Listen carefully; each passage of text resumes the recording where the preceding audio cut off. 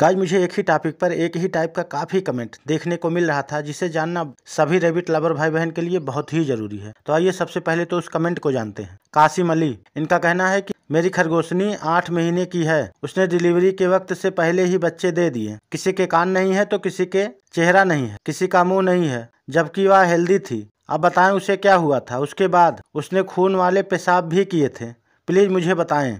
और दीपक अस्वर, इस भाई का कहना है कि भाई मेरी मादा खरगोश ने 5 से 7 बार बच्चे दिए, लेकिन उसमें से एक भी बच्चा नहीं बचा। इस पर एक वीडियो बनाएं। तो गाइज आज हम लोग इस वीडियो में यही सब कुछ बहुत ही ईजी और सरल तरीके से देखने और जानने वाले हैं कि आखिर मादा खरगोश समय से पहले बच्चों को क्यों डिलीवर कर देती है, या फिर वो बार बार मरे हुए बच्चे क्यों दे रही है। तो गाइज अगर आपके साथ भी ऐसी ही कोई कंफ्यूजन और समस्या है तो इस वीडियो को पूरा जरूर देखें, क्योंकि आधी अधूरी जानकारी हमेशा घातक होती है। नमस्कार दोस्तों, मैं हूं आर.के. मौर्य और आप देख रहे हैं R K. Pet rabbit and animals. दोस्तों आप सभी का हमारे यूट्यूब चैनल पर मेरे दिल से हार्दिक स्वागत है। गाइज वीडियो में आगे बढ़ने से पहले मेरा आप सभी से एक छोटा सा रिक्वेस्ट है कि अगर आप हमारे चैनल पर नए हैं या पहली बार देख रहे हैं तो प्लीज सब्सक्राइब कर लीजिए और साथ में बेल आइकन प्रेस करके ऑल पर कर लीजिए, जिससे हमारे वीडियो की हर अपडेट आपको सबसे पहले मिलती रहे। क्योंकि गाइज मैं रैबिट से रिलेटेड वीडियोज ही बनाता हूं और आपको हमेशा यहाँ खरगोश के बारे में कुछ न कुछ नई जानकारी देखने और सीखने को जरूर मिलेगी, जिससे आप हमेशा अपने सभी खरगोश को हेल्दी रख पाएंगे। तो चलिए गाइज ज्यादा बातें ना करते हुए सीधा मेन मुद्दे पर आते हैं और आज की वीडियो शुरू करते हैं। गाइज अगर आपकी मादा खरगोश बार बार मरे हुए बच्चों को डिलीवर कर रही है, या समय से पहले ही उसका डिलीवरी हो जा रहा है, या उसका मिसकैरेज हो जा रहा है, तो इन सभी बातों का 5 मेन कारण है, जिसे हम लोगों को फटाफट नंबर वाइज जानना बहुत ही जरूरी है। तो आइए एक के बाद एक जानते हैं। पहला, उसके डाइट में कमी।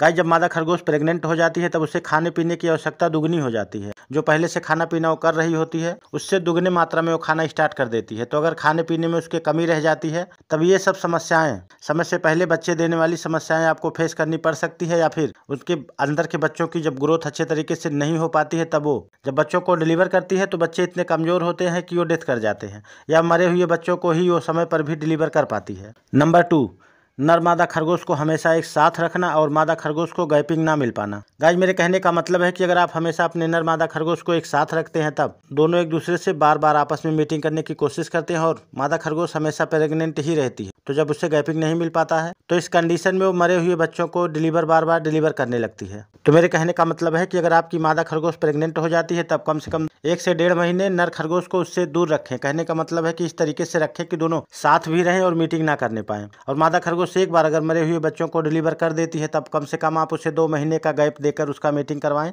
तो इस कंडीशन में मरे हुए बच्चों को जन्म देने का चांस काफी कम हो जाएगा। तीसरा, प्रेग्नेंट खरगोश की अच्छे तरीके से देखभाल ना हो पाने पर। गाइस मेरे कहने का मतलब है कि जब मादा खरगोश प्रेग्नेंट हो जाती है उस समय अगर उसकी अच्छे से केयर नहीं की जाती है, उसे अच्छे स्थान पर नहीं रखा जाता है, तब भी ये सब समस्याएं हो जाती हैं। इसलिए मेरे कहने का मतलब है कि जब भी आपकी मादा खरगोश प्रेग्नेंट हो जाए तो आप उसे ऐसी जगह पर रखें जहाँ समतल हो, बराबर हो, बहुत ज्यादा उछल कूद ना कर सके, कहीं सीढ़ियों वगैरह पर आ जा ना सके, जहाँ भी रहे आराम से केवल खा पी सके, जमीन पर ही उछल कूद कर सके और पैर लंबे करके सो सके। अगर इस तरीके से आप उसकी केयर करते हैं, उसे रखने की व्यवस्था करते हैं, तब उसके मरे हुए बच्चे या समय से पहले बच्चे देने का चांस बिल्कुल ना के बराबर हो जाएगा और उसका मिसकैरेज वगैरह भी नहीं होगा। चौथा, उसके पेट में चोट वगैरह लग जाने पर या खिंचाव हो जाने पर। गाइस अगर मादा खरगोश प्रेग्नेंट होती है और नर खरगोश उसके पास रहता है तब वो बार बार उसके साथ मीटिंग करने की कोशिश करेगा, तो इससे उसके पेट में चोट वगैरह लग सकता है, जिसकी वजह से वो समय से पहले ही बच्चों को डिलीवर कर सकती है। या ऊंचाई वगैरह पर उछल कूद ज्यादा करने पर उसके पेट में खिंचाव वगैरह हो जाता है या चोट लग जाता है, तब भी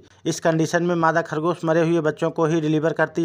और कभी कभी तो बच्चे डिलीवर करने के बाद माँ खरगोश खुद ही मर जाती है। तो गाइस इन सब छोटी छोटी बातों का हमेशा आपको ध्यान रखना है और ये सब गलतियां नहीं करनी है। और मरे हुए बच्चे देने का जो 5वां इंपॉर्टेंट रीजन है वो है कम उम्र में उसका मीटिंग हो जाना। गाइस जब तक मादा खरगोश की एज 6+ मंथ ना हो जाए आप लोग भूल कर भी उसका मीटिंग ना करवाएं, क्योंकि इस समय पर वो पूरे तरीके से मैच्योर नहीं हो पाती है, उसका अंदरूनी सिस्टम पूरे तरीके से सेट नहीं हो पाता है, जिसकी वजह से भी बच्चे पेट में आ जाने के बाद अच्छे तरीके से ग्रोथ नहीं कर पाते हैं और समय आने पर माँ खरगोश अच्छे बच्चों को डिलीवर नहीं कर पाती है।